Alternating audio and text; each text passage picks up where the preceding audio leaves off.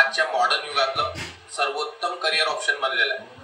Computer engineer असो, BSc असो, MSc असो, MCA, BCA सगळ्या कोर्सेसमध्ये तुम्हाला सॉफ्टवेअर इंजिनियर बनता येतं आणि तुम्हाला प्रोग्रामिंग शिकता येते. तर कोणत्याही कोर्सला प्रोग्रामिंग शिकताना आपल्याला सुरुवात करावी लागते, ती म्हणजे सी प्रोग्रामिंग पासून. सी प्रोग्रामिंगला मदर ऑफ ऑल प्रोग्रामिंग असंही म्हटलेलं आहे. त्याचे काही रिझन आहे.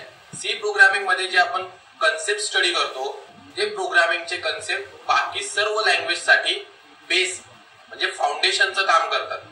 जितकं बेसिक तुमचं सी प्रोग्रामिंगचं स्ट्रॉंग असेल तितकं तुम्हाला पुढच्या सगळ्या प्रोग्रामिंग लँग्वेजेस C++, जावा, अँड्रॉइड, पायथॉन जे आजकाल वापरले जातात त्या सगळं समजायला सोप्या होतात. तर तुमचं प्रोग्रामिंग चांगलं असेल, तुमचं प्रोग्रामिंग एक्सलंट असेल तर तुम्हाला IT कंपन्यांमध्ये चांगले जॉबही मिळतात, ज्याच्यामध्ये सॅलरी फार जास्त असते. फॉरेन कंट्रीज मध्ये जाण्याचे ऑप्शन्स भरपूर असतात. तर त्यासाठी आपण हा कोर्स शिकताना फक्त आपल्याला फर्स्ट इयरला सिलेबस मध्ये हा कोर्स आहे, आपल्याला एक्झाम द्यायची आहे, त्या दृष्टीने शिकण्याचा प्रयत्न करायचा नाही किंवा फक्त तेवढं डोक्यात ठेवून शिकायचं नाहीये. परीक्षेसाठी लागणारं सगळं मटेरियल तुम्हाला दिलं जाईल, थेरी नोट्स तुम्हाला दिल्या जातील, सगळं काही लिहून दिलं जाईल.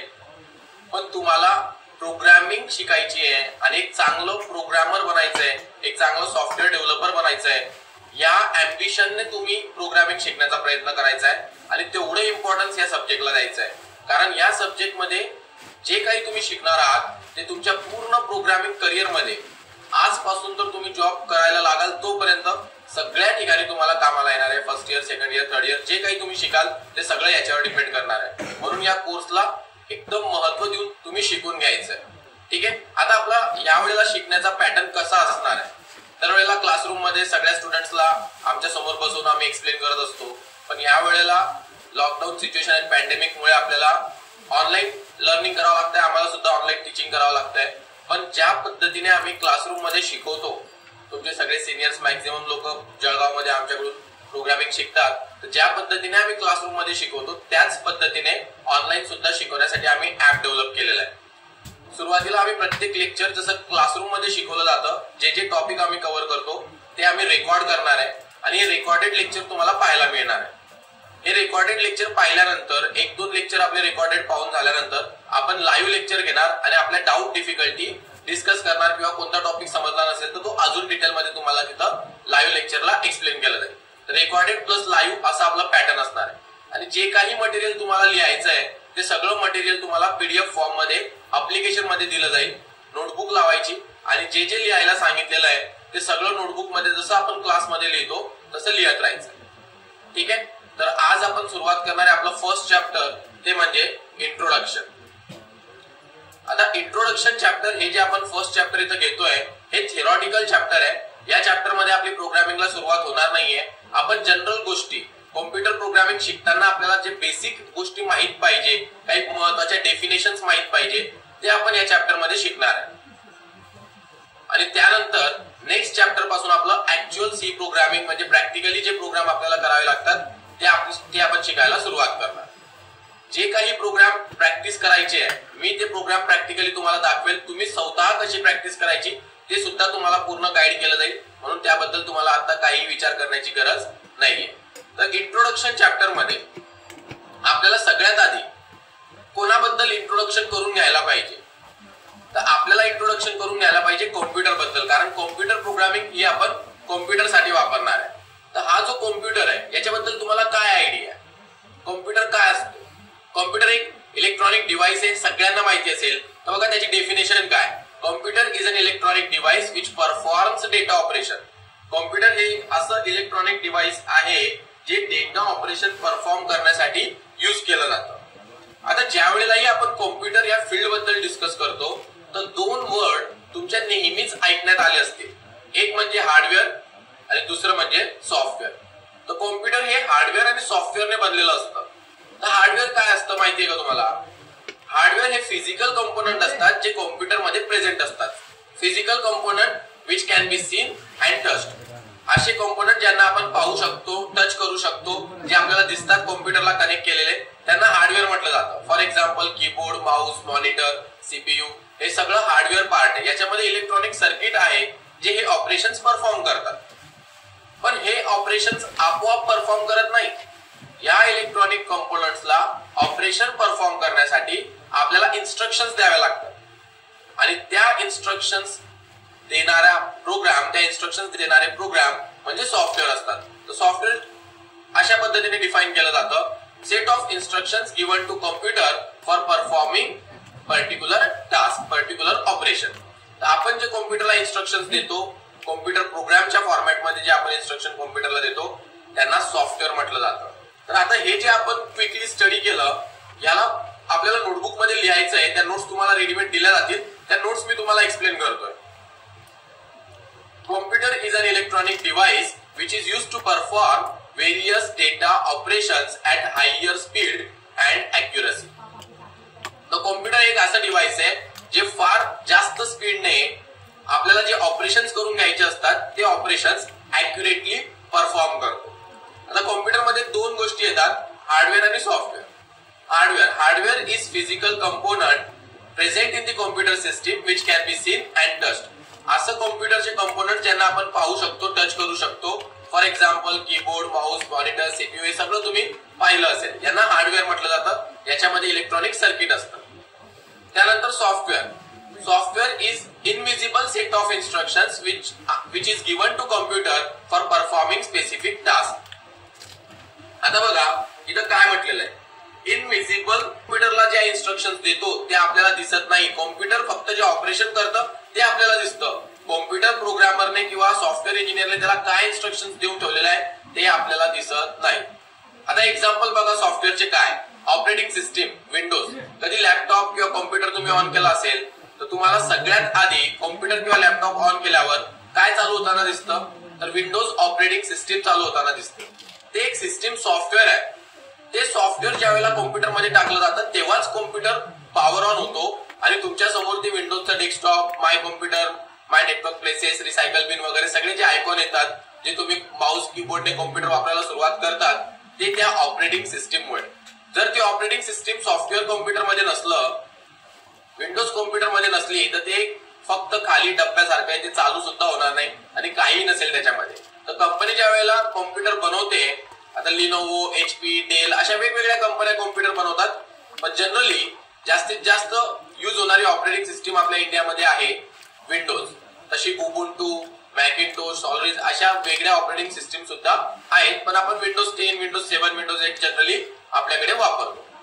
आणि त्यानंतर अजून काही ऍडिशनल सॉफ्टवेअर आपल्याला टाकायचे असले तर तुम्ही बघितलं असेल MS ऑफिस, ज्याच्यामध्ये एक्सेल, पॉवर पॉइंट, वर्ड वगैरे आपण वापरतो, ते आपण टाकतो. आपल्याला जर मूवीज वगैरे बघायचे तर VLC प्लेअर आपण टाकतो. तर हे सगळे सॉफ्टवेअर झाले. आता आजकाल आपले जे मोबाईल आहे त्या मोबाईल्सला सुद्धा आपण कॉम्प्युटर म्हणू शकतो, कारण जे ऑपरेशन कॉम्प्युटर करतं ते सगळे ऑपरेशन आजचे स्मार्टफोन, आजचे मोबाईल सुद्धा करू शकतात. आता त्या मोबाईलचा विचार जर केला तुम्ही तर मोबाईल मध्ये सॉफ्टवेअर कसे इन्स्टॉल करतात, तुम्ही प्ले स्टोअर मध्ये जातात आणि जे ऍप्लिकेशन इन्स्टॉल करायचे असेल ते डाउनलोड करतात. आता प्ले स्टोअर हे इंटरनेट वरून चालतं. इंटरनेट हे तुमचं वायरलेस कनेक्शन जे आहे, टेलिकम्युनिकेशन जे आहे, वायरलेस टेलिकम्युनिकेशन, त्याच्या थ्रू तुमचं इंटरनेट चालतं. आता ते इंटरनेट मधून डाउनलोड होताना जो प्रोग्राम डाउनलोड होतोय त्याच्या इन्स्ट्रक्शन अशा हवेतून येताना दिसतात का तुम्हाला? आता व्हॉट्सअपच्या इन्स्ट्रक्शन आल्या, आता तुमच्या फेसबुकच्या इन्स्ट्रक्शन आल्या, दिसत नाही. म्हणजे ह्या ज्या इन्स्ट्रक्शन्स आहेत या इनविजिबल असतात आणि त्या जेव्हा कॉम्प्युटर मध्ये इन्स्टॉल केल्या जातात किंवा कॉम्प्युटरला दिल्या जातात तर कॉम्प्युटर ऑपरेशन परफॉर्म करतो. ते ऑपरेशन आपल्याला पाहायला मिळतं. आता प्रोग्रामर बनण्याच्या आधी, प्रोग्रामिंग शिकण्याच्या आधी तुम्ही जे कॉम्प्युटर आणि मोबाईल वापरला असेल तर तुम्हाला कॉम्प्युटर आणि मोबाईल ऑपरेशन करताय असं वाटतं, पण ऍक्च्युअली कॉम्प्युटर आणि मोबाईल फक्त इन्स्ट्रक्शनला फॉलो करत असतात. ते ऑपरेशन करण्याच्या इन्स्ट्रक्शन कोणत्या तरी प्रोग्रामिंग इंजिनियरने त्याला दिलेल्या असतात. आणि आता तुम्हाला सुद्धा सॉफ्टवेअर डेव्हलपर व्हायचं आहे तर तुम्हाला प्रोग्रामिंग शिकावे लागणार आहे. ठीक आहे. तर आता पुढचा टॉपिक म्हणजे कॉम्प्युटरला इन्स्ट्रक्शन कशा द्यायच्या, कॉम्प्युटरला कोणती भाषा समजते. आता आपण बघितलं की कॉम्प्युटरला आपल्याला इन्स्ट्रक्शन द्यावे लागणार आहे. मग कॉम्प्युटरला इन्स्ट्रक्शन देण्यासाठी आपल्याला माहित पाहिजे कॉम्प्युटरला कोणती लँग्वेज कळते. तर हे आहे कॉम्प्युटर. कॉम्प्युटरला फक्त आणि फक्त एकच लँग्वेज कळते, ती म्हणजे बायनरी कोड. कॉम्प्युटरला इलेक्ट्रॉनिक लँग्वेज, बायनरी लँग्वेज, काही लोकांनी हा शब्द ऐकला असेल. बायनरी लँग्वेज म्हणजे 0 आणि 1 या फॉर्मॅटची लँग्वेज, ज्याच्यामध्ये फक्त दोन सिम्बॉल आहेत, 0 आणि 1. म्हणजे त्याला 0 आणि 1 नंबर कॉम्प्युटरला कळतं असं नाहीये. कॉम्प्युटर एक इलेक्ट्रॉनिक सर्किट आहे आणि इलेक्ट्रॉनिक सर्किट मध्ये व्होल्टेजेस पास केले जातात. तर कॉम्प्युटरला लो व्होल्टेज आणि हाय व्होल्टेज असं बायनरी सर्किट कळत असतात. म्हणजे low voltage is represented as 0, high voltage is represented as 1. तर या फॉर्मॅट मध्ये कॉम्प्युटरला बायनरी लँग्वेज कळत असते. याच्या व्यतिरिक्त कॉम्प्युटरला कोणतीही लँग्वेज कळत नाही. म्हणजे कॉम्प्युटरला जर कोणती इन्स्ट्रक्शन आपल्याला द्यायची झाली तर असं आपल्याला वाटत असेल आता की कॉम्प्युटरला बायनरी लँग्वेज मध्ये इन्स्ट्रक्शन द्यावी लागेल. फॉर एक्झाम्पल, तुम्हाला कोणत्याही व्यक्तीला इन्स्ट्रक्शन द्यायची तर तुम्ही कोणत्या भाषेमध्ये त्याला इन्स्ट्रक्शन देणार? त्याला मराठी कळत असेल तर मराठीमध्ये इन्स्ट्रक्शन देणार, त्याला इंग्लिश कळत असेल तर इंग्लिशमध्ये, त्याला तमिळ कळत असेल तर तमिळमध्ये. जर समोरच्या व्यक्तीला मराठी कळत नाही आणि तुम्ही मराठीमध्ये इन्स्ट्रक्शन दिली तर त्याला ते समजेल का फॉलो करायला? मग तसंच कॉम्प्युटरचं आहे. कॉम्प्युटरला फक्त बायनरी लँग्वेज कळते. कॉम्प्युटर एक मशीन आहे आणि त्याला फक्त बायनरी लँग्वेज कळते. तर आपल्याला सुद्धा बायनरी मध्ये इन्स्ट्रक्शन द्यावी लागेल. मग ऍज अ ह्युमन म्हणजे आपण माणसं किंवा programmer binary language day to day life मध्ये वापरू शकतो का, शिकू शकतो का? याचं जर तुम्हाला एक्झाम्पल समजायचं असेल तर बघा याच्याने समजवतो की कॉम्प्युटर लँग्वेज मध्ये बायनरी मध्ये हा जो कॅपिटल अल्फाबेट ए आहे याला सुद्धा अशा पद्धतीने आपल्याला लिहावं लागेल. 8 बिटचा एक कोड असतो. हा बायनरी कोड आहे अल्फाबेट ए चा. हा माझा प्रॅक्टिसने लक्षात राहिला, याला लक्षात ठेवण्याची काही गरज नसते. पण याच्यावरून तुम्ही आयडिया लावा. जर मला एका अल्फाबेट साठी फक्त कॅपिटल ए साठी, स्मॉल ए चं वेगळं आहे, कॅपिटल ए साठी जर मला इतकं लिहावं लागतंय, 8010 लक्षात ठेवायला लागतंय, तर स्वतःचं नाव लक्षात ठेवण्यासाठी सुद्धा म्हणजे इनिशियल नाव जरी मी माझं लक्षात ठेवायचं म्हटलं तर त्याच्यामध्ये 5 अल्फाबेट आहे आणि एक एक अल्फाबेटचे 8 डिजिट्स 01001 8 बिट्स. तर मला 8×40 म्हणजे 40 बिट्स मला लक्षात ठेवावे लागतील.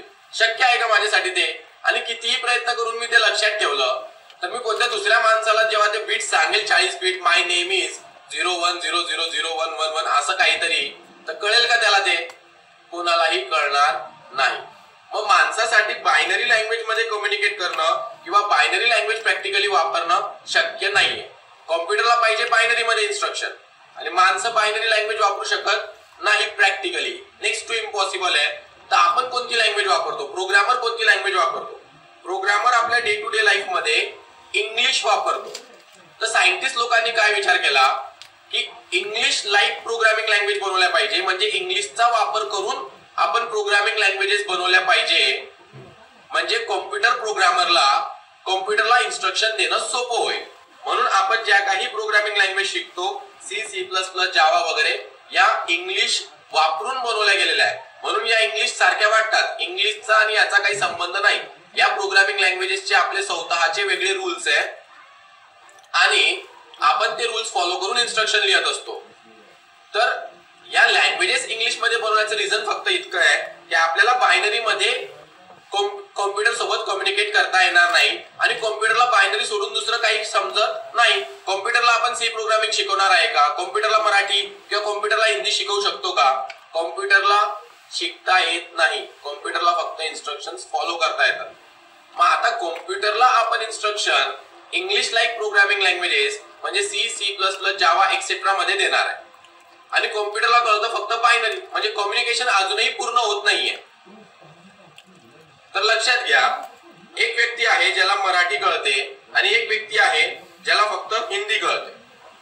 आता आपण याला मराठीतून इन्स्ट्रक्शन दिली तर या हिंदीत बोलणाऱ्या व्यक्तीला ती कळणार नाही, तर तो ती इन्स्ट्रक्शन फॉलो करू शकत नाही. मग अशा वेळेला काय करावं लागतं? अशा वेळेला आपल्याला एक असा व्यक्ती ट्रान्सलेटर म्हणून वापरावा लागतो ज्याला दोघी भाषा येतात. मराठीत बोलणारा व्यक्ती जेव्हा त्याच्याशी बोलेल तो ट्रान्सलेट करून हिंदीमध्ये त्याला सांगेल आणि हिंदीमध्ये बोलणारा व्यक्ती जे बोलेल तो मराठीमध्ये ट्रान्सलेट करून सांगेल. अशा प्रकारे हे कम्युनिकेशन दोन वेगवेगळ्या लँग्वेज मध्ये बोलणाऱ्या व्यक्तींमध्ये होत असतं. तशीच सिच्युएशन आता आपल्याकडे आहे. प्रोग्रामर कोणती लँग्वेज वापरणार आहे? English like programming language. कॉम्प्युटरला काय कळतं? फक्त बायनरी लँग्वेज. मग अशा वेळेला एक ट्रान्सलेटरचा यूज केला जातो ज्याला कंपायलर म्हटलं जातं आणि हा कंपायलर आपला प्रोग्राम बायनरी कोड मध्ये ट्रान्सलेट करतो. कंपायलर एक सॉफ्टवेअर आहे जे सायंटिस्ट लोकांनी लँग्वेजेस बनवली, ज्यांनी प्रोग्रामर साठी लँग्वेजेस डेव्हलप केल्या की कॉम्प्युटरला इन्स्ट्रक्शन देणं सोपं व्हावं, इंग्लिश मध्ये कॉम्प्युटरला इन्स्ट्रक्शन देता याव्यात, इंग्लिश लाईक लँग्वेजेस बनवल्या गेल्या. पण कॉम्प्युटरला तर फक्त बायनरी कळते, तर मग आपण जेव्हा या प्रोग्रामिंग लँग्वेजेस मध्ये इन्स्ट्रक्शन लिहितो त्या इन्स्ट्रक्शन्सला बायनरी मध्ये ट्रान्सलेट करण्याचं काम हे कंपायलर करत असतं. तर कंपायलर काय, एक सॉफ्टवेअर आहे जे आपला प्रोग्राम बायनरी मध्ये ट्रान्सलेट करतं. टर्बो, जीसीसी, G++, जावा, जावासी हे असे वेगवेगळे कंपायलर्स वेगवेगळ्या प्रोग्रामिंग लँग्वेजचे आहेत, ते एक्झाम्पल्स म्हणून इथं लिहिलेले आहे. आता कंपायलर एक सॉफ्टवेअर आहे म्हणजे त्याच्यामध्ये सुद्धा काही इन्स्ट्रक्शन्स आहेत. तर ज्या वेळेला आपण कोणत्या लँग्वेजचा कंपायलर वापरतो, आपण सी लँग्वेजचा कंपायलर वापरत असलो तर त्याच्यामध्ये सीचा सगळ्या इन्स्ट्रक्शन्सचं बायनरी ट्रान्सलेशन कसं करायचंय हा कोड सायंटिस्टने लिहून ठेवलेला आहे. आपण जर इन्स्ट्रक्शन व्यवस्थित दिल्या तर त्या इन्स्ट्रक्शनचं बायनरी ट्रान्सलेशन कंपायलर करेल आणि कंपायलरने बायनरी मध्ये ट्रान्सलेट केलं तर कॉम्प्युटर त्या प्रोग्रामला एक्झिक्यूट करेल, म्हणजे त्याच्यावर ऍक्शन परफॉर्म करेल, जे ऍक्शन आपल्याला बघायला मिळेल. पण जर आपण रूल्स फॉलो केले नाही, आपण रूल्स फॉलो करताना काही मिस्टेक केल्या तर कंपायलरला ते कळणार नाही आणि कंपायलर त्या पर्टिक्युलर इन्स्ट्रक्शनला बायनरी मध्ये ट्रान्सलेट करू शकणार नाही. त्याला म्हटलं जातं एरर. मग कंपायलर तुम्हाला एरर मेसेज देईल आणि तुम्ही ते वाचायचं आणि काही मिस्टेक असेल तुमच्या प्रोग्राम मध्ये तर ती शोधायची, प्रोग्रामरला ती मिस्टेक करेक्ट करावी लागते. काही रूल ब्रेक झाला असेल तर तो रूल चेक करावा लागतो आणि पुन्हा एकदा जर तुम्ही ट्राय केलं आणि आता तुमच्या प्रोग्राम मध्ये कोणतीही मिस्टेक नसेल तर प्रोग्राम एक्झिक्यूट होतो. प्रॅक्टिस करताना प्रॅक्टिकली हे सगळं तुम्हाला समजेल की कशा पद्धतीने आपण प्रोग्रामच्या प्रॅक्टिस करतो, एरर्स कसे येतात, एरर्सला सॉल्व्ह कसं केलं जातं, हे सगळं प्रॅक्टिसने तुमचं होणार आहे. सिंपल एररचा कन्सेप्ट समजून घ्यायचा असेल तर आता तुम्हाला एक्सप्लेन करतो त्याप्रमाणे समजून घ्या. एक मराठीमध्ये बोलणारा व्यक्ती आहे आणि एक इंग्लिश मध्ये बोलणारा व्यक्ती आहे. आता याला फक्त मराठी येते आणि याला फक्त इंग्लिश येते, तर आपण एक ट्रान्सलेटर इथं वापरतोय ज्याला दोघं लँग्वेजेस येतात. आता या मराठीत बोलणाऱ्या व्यक्तीने काही बोलला आणि हा इंग्लिश मध्ये ट्रान्सलेट करतोय. आता इंग्लिश मधून ट्रान्सलेट करणारा व्यक्ती काही बोलला तर हा मराठीत ट्रान्सलेट करतोय.